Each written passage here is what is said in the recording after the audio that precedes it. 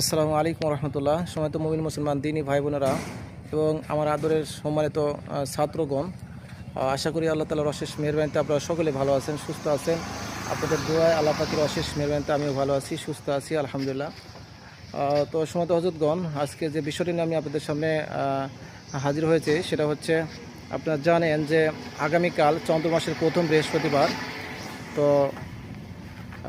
এই চন্দ্র মাসের প্রথম বৃহস্পতিবার থেকেই আমাদেরকে জাকাতের কার্যক্রম শুরু করতে হয় বিশেষ করে।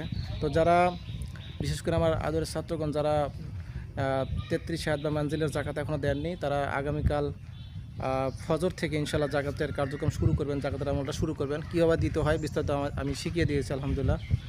আর যারা এটার জাকাত দিয়েছেন তারা আতশী নকশার জাকাত দিতে পারেন। অত্যন্ত গুরুত্বপূর্ণ বশীকরণ বিচ্ছেদের কাজের জন্য এবং অন্যান্য কাজের জন্য অত্যন্ত গুরুত্বপূর্ণ।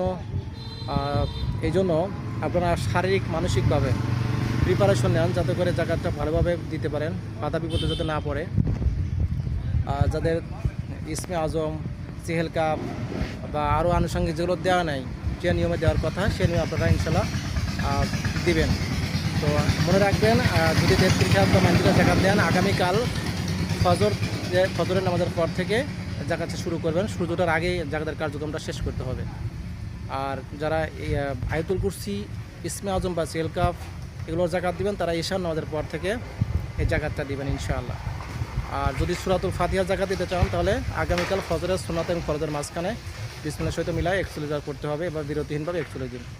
তো যাই হোক, আমি সংক্ষিপ্তভাবে আপনাদেরকে বুঝাই দিলাম। তো আমাদের আদরের ছাত্রদেরকে আমি এটা স্পষ্টভাবে ভালো করে শিখিয়ে দিয়েছি। তারপরে ভুল ত্রুটি সংশোধন করে নিয়েন আজকের দিনের মধ্যেই। তো সকলে ভালো থাকবেন। ভিডিওটা আসলে লম্বা হয়ে যাচ্ছে। আসলে ভিডিও করার মতো এরকম সময় আমার হয় না, বিভিন্ন কারণে, রুগী দেখা, নিজের আমল, সংসার, বিভিন্ন কারণে এটা সময় দিতে পারি না। তো আমি চেষ্টা করি দেওয়ার জন্য, কিন্তু আসলে এরকমভাবে উঠে হয় না, ভিডিও দেওয়া হয় না। তো যাই হোক, সকলে ভালো থাকবেন, আমার জন্য দোয়া করবেন। আমি যেন আপনাদেরকে এরকম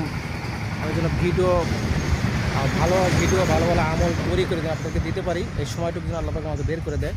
সবার জন্য আমার জন্য দোয়া করবেন। আমি আপনাদের সকলের জন্য দোয়া করি।